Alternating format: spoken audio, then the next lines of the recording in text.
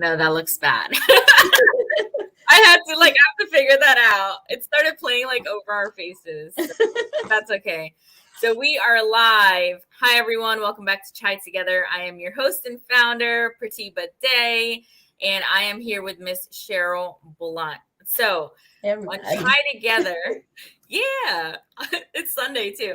Right. Together, we talk about mental health, and Miss Cheryl is one of the people that I see is really doing the work. And it's very few people that I know who actually do the work than just talk about mental illness and like the awareness they're bringing. So I want you to introduce yourself and tell people what you do. Okay. My name is Cheryl Blunt, and I'm a personal development and business coach. And I also am the CEO of Kids Retreat and Kids Retreat Family Nonprofit. What we do with the nonprofit is we help women and children and families get in position where they can transform their lives from where they are to where they're going, and help them keep a serene, just peace around them. So we help them with the plan, we help them with the purpose, we help them move forward with the things that they need to progress. So let me ask you this, because I know anyone starting anything, especially nonprofit, like you don't do it alone. So like talk about how many years has it been? Like how did it start off, and like how do you maintain it, you know? Okay. It started off, I separated from my husband in 2012, and me and my children were trying to find something to occupy our minds other than to think of the problems that we were going through and the changes we were going through. So we came up with our family outreach. And when we started doing our family outreach, we started going in the community, helping the homeless, and working, just helping with toys and things like that. Well, we were doing it out of pocket, and we did get some donations from people. People were helping us, so they knew that whatever we brought in, we would put back out in the community. In 2020, when the pandemic started, we had decided we were going to go ahead with Kids Retreat Family Nonprofit and go ahead and start a 501c3 instead of doing it just out of our home, just out of the home. So we did that, and I couldn't believe it, but we put the application in December 2019, and right in the midst of the pandemic in May of 2020, they approved it. So when everything was going on, so I was really happy about that. And so we started getting funding from like Walmart, helped us with our Christmas Wow. in 2020. Yeah, they did it. That's a big They did a deal. great Like job. Yes. Walmart knows. Yes. And then a lot of people donate. So a lot of people bring things over. I mean, all the time, all year round, people are bringing us things, so they know we're going to put it back into the community, whether it's helping a mother with Pampers or food and different things like that. We give out boxes of food. My sister sometimes brings things over. So that's how we maintain it. And it is hard to maintain sometimes. And sometimes we don't have all the resources, but we just we do what we can. Did you ever know that you were going to do this work? I felt like, yeah, years ago, I did. You're like, I knew. I did. I knew God had put it in my spirit to do it, but I was scared. I was fearful because I felt like, who am I to do something like this? What am I doing? But when I learned, and I went through therapy, and I learned that that last step is to serve people, then I understood it all. Serving people is what I do, and I love that. I love to do that. You feel This like is my purpose. it is. And it's like you're one of the few people that I know is doing this. I know another lady in our town, like nearby, who does this work. And so tell me, like, how do you remember like a moment where it actually came about? Like, did you feel like you had to dig deep, or it just started to flow? You did like step by step, like little by little, and that's how you knew it's growing. The moment when my children, you have to remember we've been through a lot. So the moment when my children got on board and said, Mom, this is great. We want to do this too. We want to help other people. This is what we want to do. That's when I knew that I was doing the right thing. And so I felt like I had failed them so much before, and to have them on board with this just really made me feel like we were moving in the right direction.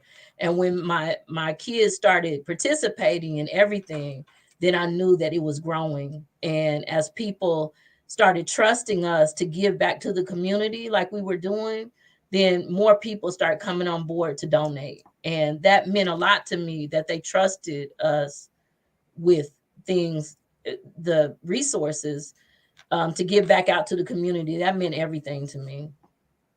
I just want to say you look fabulous. I just saw your rings and all. Like, I'm very Thank vigilant. I seen your Thank pictures you. I feel before like a new too. person. Like, you take good care of yourself. Like, I'm gonna get my nails I done. try. But That's the little things I do for myself. Giving back to others all the time. Sometimes you can't self-care, and I need to do that because it takes a lot out of you sometimes. it does. Mm-hmm. And before we went live, I was just sharing how I work in DV, and that's why I didn't have the energy to do chai together at certain times. And you need a break, to decompress. And I was just overdoing it, I'd say. But that's just my passion. And people who are passionate like us, not we're chasing money, but we just want to help people. We can run Yes. ourselves dry. I feel like even with self-care, it's like so tricky because you want to do all you can in the day, and that's where you have to like learn the balance. But one thing I learned with entrepreneurship is people who want to be entrepreneurs, like especially in the beginning, there is no balance. Like you're just No, figuring things there's out. no balance. There isn't. It's all over the place. There is no balance. Like you're doing something one day, and I find myself, I might be working on the nonprofit one day. I'm in the daycare working with the kids another day. And yeah, it's very, you have to find the balance, and I'm learning now to find the balance. I have to, in order to keep myself healthy. Someone has a question. What made you decide to take the leap from your job to business? I used to run a daycare when my kids were little, because we moved to another city and I didn't really know anyone. So I didn't want anyone just watching them. So I asked my husband at the time, I said, I want to stay home, and I knew that I was supposed to take care of children, because there was things that in my childhood where I needed someone. So I knew that's what I was supposed to do. So I started doing that, and that was my passion, kids, and I love the kids. So I started doing that when they were younger, and as I got older, I started thinking, no, I really want to go into business. I really want to go into business. So I was a supervisor with the state of Indiana, a contractor through the state of Indiana. Wow. And I had 31 people under me. This was supposed to be the ideal job. Like this was supposed to be the perfect job. And I loved it. But I didn't love it more than being with the kids. And so in August of 2018, I quit my job. I had $246 to my name. That's it. We don't, as Americans, we don't have a lot of savings, especially now. I had $246, but I knew that was my passion, and I knew that's what I was supposed to do. So I made that leap. And it took me months to make that leap because I was so fearful of the money, finances, everything. But I knew that that's what I was supposed to do, and that's what I did. So and the interesting part is like so many people, especially now, need someone to take care of their kids because they need space from their kids, especially during pandemic, or like they're fearful to not send their kids somewhere. But so with that 246 that you had, like what was the first step you did? Did you have to get a loan, or did you just start taking kids in and get a license?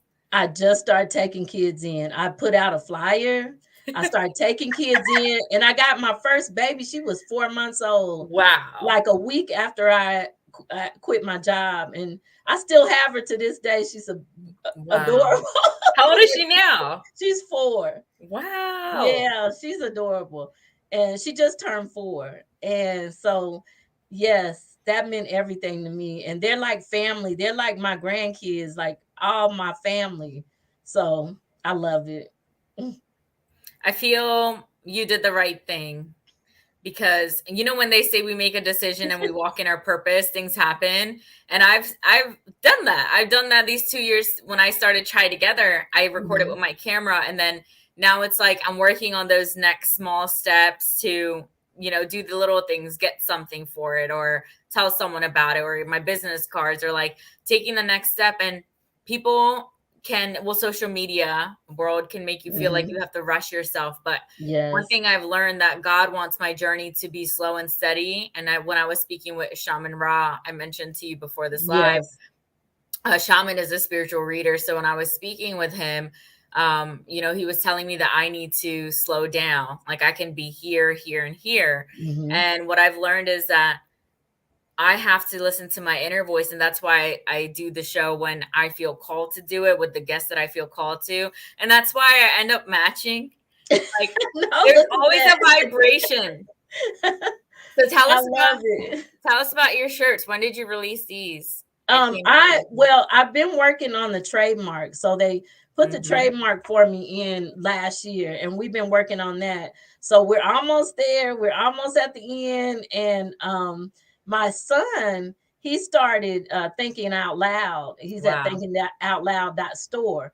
And he makes these, so it's so personal for me. Like it's so personal for me that my children are involved. Like that just means the world to me, and they're my biggest fans. And to know that at one time they didn't believe, I wouldn't say they didn't believe in me, but I was going through so much, and I was going through my own mental health crisis. And I feel like I let them down. So for them to come on board with me now and be there with me, and the personal touches that they on the bags and on the shirts and everything, my journals, that's amazing to me. You know what? That's So more than money. I'm not looking for money. I gave everything away. I'm looking for, I want them to see God in me, not me in me, but the higher power that that's where that's where the glory is. I mean, that's where the glory comes from, because it's not me. And so no matter what happens, I can just be joyful and grateful in knowing that I've helped other people. And that means the most to me. Mm, yeah, it's you mm, walking in your higher power. And that's what mhm. I feel I'm doing now, or working towards, by taking Yes. those small steps. And one thing you said that's so important, and you reiterated this, that how, you know, you had failed your kids. And I feel, I'm not a parent, but I Mhm. feel that a lot of parents do feel this way, because I feel it's only natural and normal to feel that way, because you could be doing your best, but it may not be best to them, or it's Mhm. only what you know, not like what they may need. So do you feel like you were hard on yourself, and do you feel like that was necessary as a part of your journey so you can have this moment with them now? And like it's all from a place of love. I feel love is so important, and I feel in relationships, and I'm having this Mhm. experience in my personal life, like with love and like romantic partnerships, that I feel you can fix something, and I feel you can heal and grow together. Mhm. And if you forgive, I feel like that's what I'm working on, like forgiveness towards one Mhm. another, that you can become better together and even build together in a relationship. Like, what are your thoughts? Um, I I had a nervous breakdown, so I was in the hospital Mhm, mentally. So I know from firsthand what that means to be have a mental breakdown. mhm. And my kids were on their own, and they were with their dad, and he was taking care of them, and I was just trying to make sure they were okay, but I couldn't, because I couldn't. I wasn't okay. So Mhm. that's where I felt like I failed them at. And then I said, when I come out of this, I'm going to do my very best for them and the very best for other people, to show them how to come out of it as well. So that's my thoughts on it. I do think that we forgive. My children have forgiven me, and they enjoy the time they spend with me. They don't have to walk on eggshells anymore. They don't have to. We're open and authentic and honest with each other, and that's what I love about the change in all of us.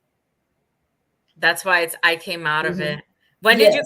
When did you come up with the slogan? Was it right away? No, no, no, no. In 2019, one of my friends asked me to. give my testimony. I'm like, she doesn't even know me, you know, like, so we, you know, I'm an introvert. I don't really like to be around a lot of people. So I'm trying to learn how to get out of my shell and how to you know, how to come out of my comfort zone. So I told her yes. But I knew she wanted me to speak to a group of women from the shelter, Day Spring shelter from Wow. my hometown. And I didn't want to speak to them if I was messed up. So the last thing on my list was to stop drinking. And God Wow. had been working with me with that for a couple of years. And I've been off and on, off and on. So when I spoke in October 26,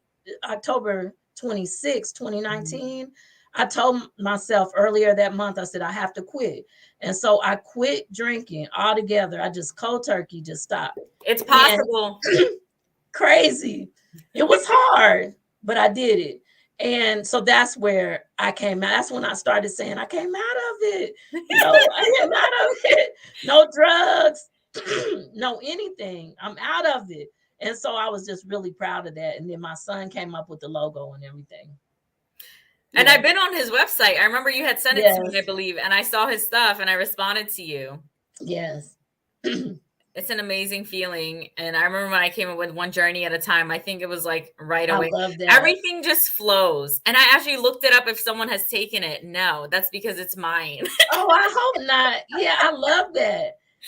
You helped Uh-huh. me. I saw you and you interviewed my brother a Yeah. while back. And when you interviewed him, I just there was something that attracted me to this. And I was like, and I loved it. So, you know, I just said, I'm gonna watch her. You know, I'm gonna watch. She's doing great things. I don't know how to do this. I'm blind, just kind of walking through like which direction do I go? Where do I start? So I'm watching you. I'm like, oh, this is good. Yes, this was good. So you're doing great things. Don't ever think that you're not. We see you. I see you. And I'm just so proud Oh. of you.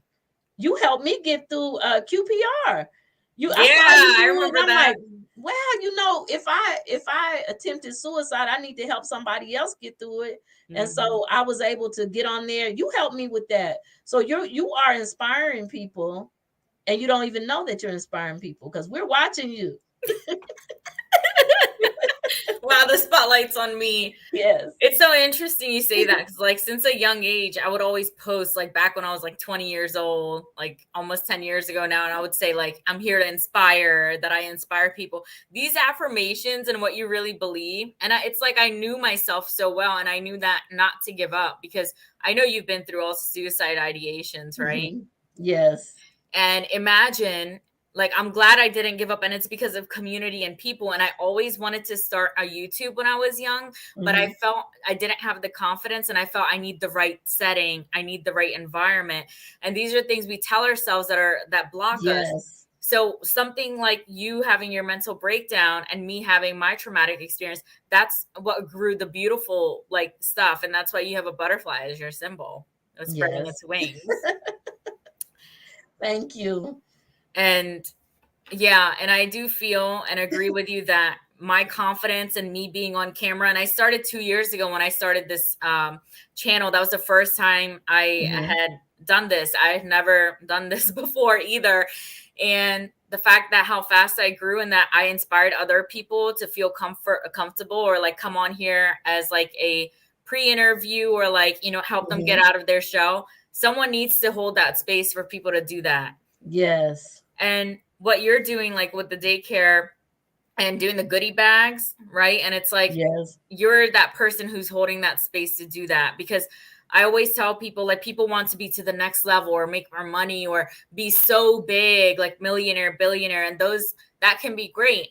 But we need the people that are the stepping ladders, like, each level there needs to be someone. And it doesn't mean necessarily we'll all be so filthy rich. It can mean that we'll do for the community. There's people who need Yes. to be that way, but it doesn't mean that we have to be broke at the same time. Yes.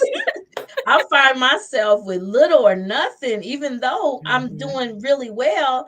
I put it back into the community, or I'm putting it into someone Mhm. else, that, Mhm. you know, whatever it is, whatever they need, because I feel like the more you give, the more you get, regardless of what you have or what you don't have. And so Mhm. that makes me rich. That makes me rich in love. That makes me rich, you know, in glory and favor, because that's where I'm at. And that's how I feel about that, about money, because money is not everything. Some people that have the most money don't have the Mhm. most love. I feel like love is the answer, and I Mhm. always believed in that love is the answer. Like whenever we listen to music or books, like there are always songs about love or everything is regarding to love. So I feel that if you have love in your life, and doesn't need to be, you know, just romantic love, just Mhm. love, like someone to look like that gives you that hope. That's why I have, you know, Yes. courage, hope, and imagination, like try together. And yeah, I didn't always have that. So are you willing to share like some of your story of your background, like where you were and like what, you know, how you came out of that? Yes, I when my parents divorced when I was 11. Hmm. And I was molested at 11 years old, and I kind of kept it to myself. I didn't know what to do with all that information and all that energy. Hmm. At age 12, my mom sent me to live with my dad. And I'll make this real quick. I'm not gonna have a long story, but I started going down the wrong path with drugs, alcohol, sex, prostitution, Hmm. sex trafficking, things like that. And at age 14, this was the game changer. At age 14, I was brutally raped by a man who had just came out of prison a couple weeks prior. He was a convicted felon. And I was raped at gunpoint, and that changed my life. When I didn't think I was gonna live, I didn't think I was gonna make it. He was telling me, "I can't keep you alive. I have to kill you because I'm gonna go back to prison."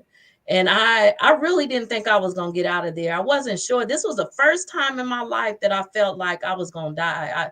I really was gonna die. And so that morning, in an abandoned apartment, I begged for my life. I begged for my life.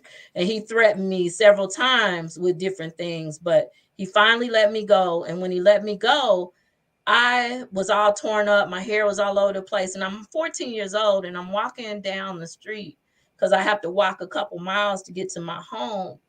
And I see everybody, my friends on the bus stop and everything. And I'm wondering, nobody sees me? Like who? Like I'm nobody. Like nobody sees me. And nobody cares. A child, I was still a child. I didn't understand why everybody kept, you know, going by me and not stopping. But anyway, I got home and I made a phone call. I was trying to tell people what happened to me, and nobody believed me, which, you know, sometimes that happens when you're in the street and nobody thinks that, you know, you're trustworthy. So okay, I get it. But then I wanted to take my life. I didn't want to be here anymore because I felt like if I'm not wanted or nobody cares enough about me to care about what's happening to me, then I don't need to be here. And I tried to take my life. I had some pills and I cut my wrist at first. Hmm. And I sat on my father's porch and I cried. But I took some pills and I had like speed and all that. And I took all these pills and I'm thinking, I'm not going to wake up. There's no Mm. way I'm going to wake up. And I didn't wake up till hours later. And, but I did wake up. And when I woke up, I didn't want to be alive. And I just did anything and everything, any drug you could name. I started on with cocaine, and I just really just sabotaged my life, and I didn't care anymore. So I was, you know, out there prostituting and everything. That's where my life changed. And I didn't get back up. I tried to fix it myself, and I tried to detox myself, but after all that buildup, I had a nervous breakdown when I was married.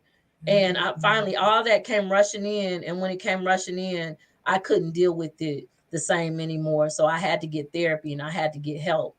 And so now, I know how to, when I get anxious or when I get, you know, upset, I know how to handle that. I don't react as the way I used to react. I respond. And you just have to find ways to help yourself, because I shouldn't say there's nobody going to be there for you, because there's a great support group. However, sometimes you just have to dig down deep inside and try to pull out everything you have to try to make it. Wow. Yeah. I want to ask you, firstly, that was really brave of you to share, about the brutal rape, and for you to be brave enough to share the details and all of what occurred. When was it that you started to open up and share about this? Has your family always known, or is it through, the live videos, or like when, because a lot of people don't have the courage to, and you have the courage. I was trying to tell people, but they weren't listening. I didn't really share until my testimony really is when I really opened up. I started thinking that, how can I help somebody else if I'm not giving them the information? How do you know if you don't know what's happening to me or what happened to me? How can I help you? And Mm-hmm. I can't help women that have been raped, or I can't help women that have been hurt if I don't share. So that's when I started sharing. And I think that was the first time my family kind of really heard all the details of what was going on in my life. Wow. Do you feel Mhm. like it's brought you all closer together? I do. I feel like the fact that we're all opening up now and sharing our stories and sharing with our parents, because our parents, we were going through something, they were going through something, and they probably didn't even realize what was happening to us. Because as you get older, I used to think my parents didn't love me. They don't love me, but I know my parents love me. My parents were going through their own thing as well, and you don't realize that's what's happening until you get older and you start going through things, and then you start understanding the process of. And not to say that any of it is right, but Mm-hmm. that's what happens sometimes. When we learn through what we've been through. I agree with you. I feel like Mhm. it's everyone's chance, luck, card, destiny, like where you're born, what Mhm. you're born into, what you make of it. It can never be equal. Like I Right. feel we can't all be millionaire. We can't all be, perfect family, healthiest family. There would be no give and take, no cause effect, no sharing. Like Right. there would be no growth, no pain, and without pain I don't feel we grow. So it's like life is supposed to be this Mhm. way even if when it's bad, but that's why it's life. And I know some people like personally who don't care about life and have a very neutral like outlook on life because like they didn't ask to be here and like all what where the world is now and all these things. Mhm. And I understand that, but the fact that we're here and it's like you can enjoy your life as a human being and make of it what you can with what you have, I truly believe in that. And we're all going to pass one day, like we're going to perish. So it's like, what do you want it to be in that time frame? Because that's all we have, and we don't even know when we Mhm. go. We don't. Life is so precious.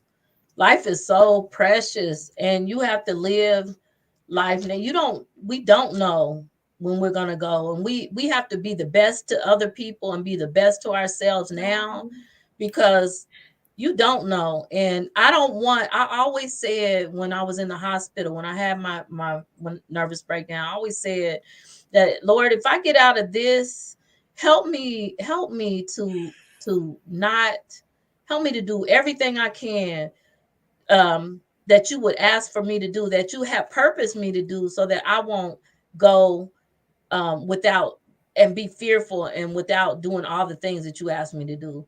And we have to uh, walk in our purpose. We have to do that, because you're gonna, if you pass, you don't want to be, what if. I don't want what ifs. I want to know that I did it, and that I'm doing it. That's what I want to know.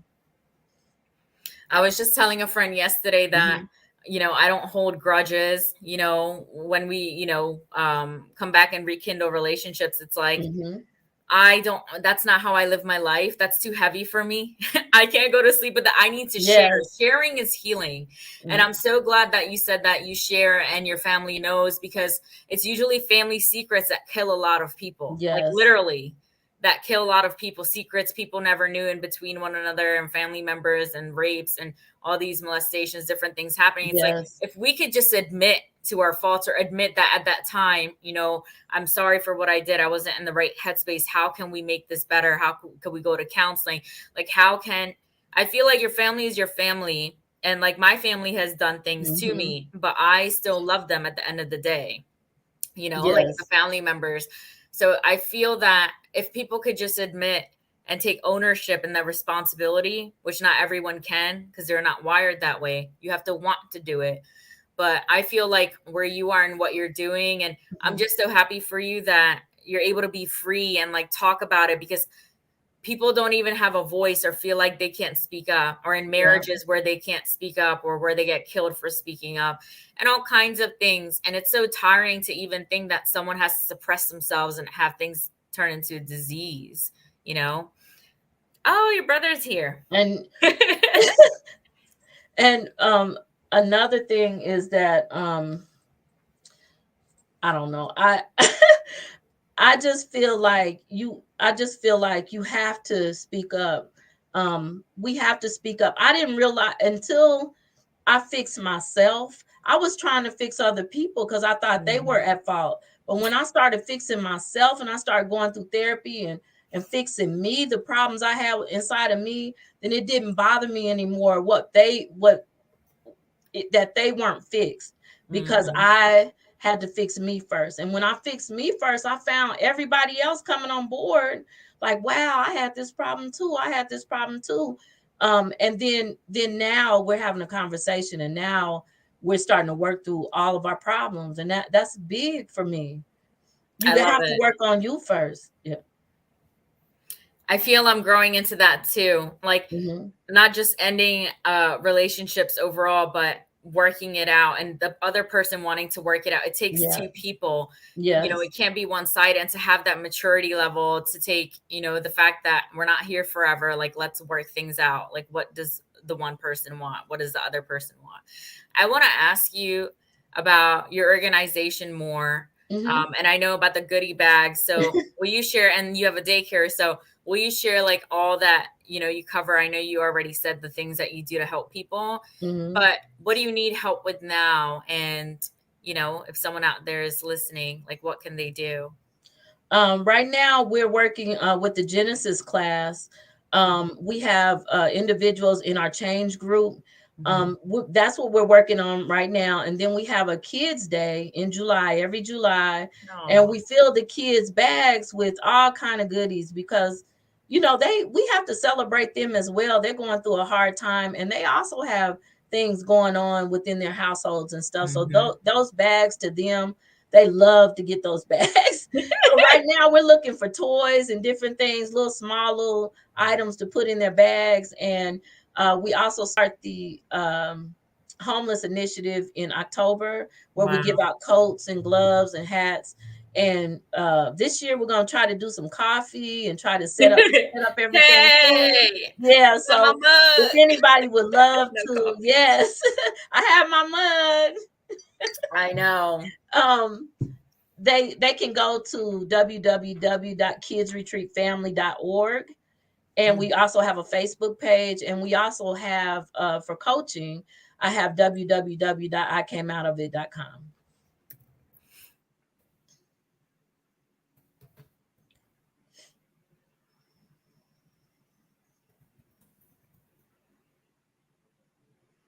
I want to add that on. Okay.